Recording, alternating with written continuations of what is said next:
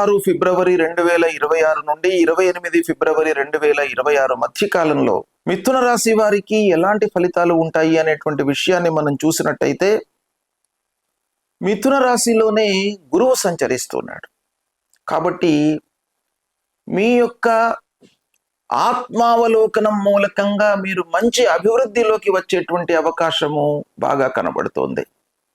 అంటే మీ తప్పులను మీరు గుర్తిస్తారు, దాన్ని రెక్టిఫై చేసుకోవడం మూలకంగా మీరు మంచి ఫలితాలను పొందే అవకాశము ఇక్కడ కనబడుతోంది. ఇకపోతే భాగ్యస్థానంలో పంచగ్రహ కూటమి ఏర్పడుతుంది. తద్వారా మీకు అదృష్టం కూడాను కలిసి వచ్చేటువంటి అవకాశాలు ఉన్నాయి. మీరు కొంత శ్రమించినట్టయితే మీకు భగవంతుడి అనుగ్రహము గ్రహాల రూపకంగా మీకు కలుగుతాయి. తద్వారా మీకు కలిసి వస్తుంది.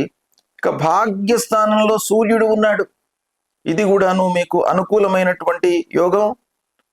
ఆలోచించి మీరు నిర్ణయాలు తీసుకుంటారు, సుఖ ప్రయాణాలు చేస్తారు. విదేశీ ప్రయాణాలకు కూడాను ఈ సమయం బాగా అనుకూలంగా ఉంది. విద్యలో విజయం సాధిస్తారు విద్యార్థులు. పోటీ పరీక్షలకు అనుకూలమైనటువంటి సమయము. ఇకపోతే ఉద్యోగంలో మార్పు అవకాశాలు ఉన్నాయి. ఈ సమయంలో వ్యాపారస్తులు వ్యాపార విస్తరణపై మనస్సు నిలుపుతారు. ధార్మికమైనటువంటి కార్యక్రమాలలో ఆసక్తిని చూపుతారు.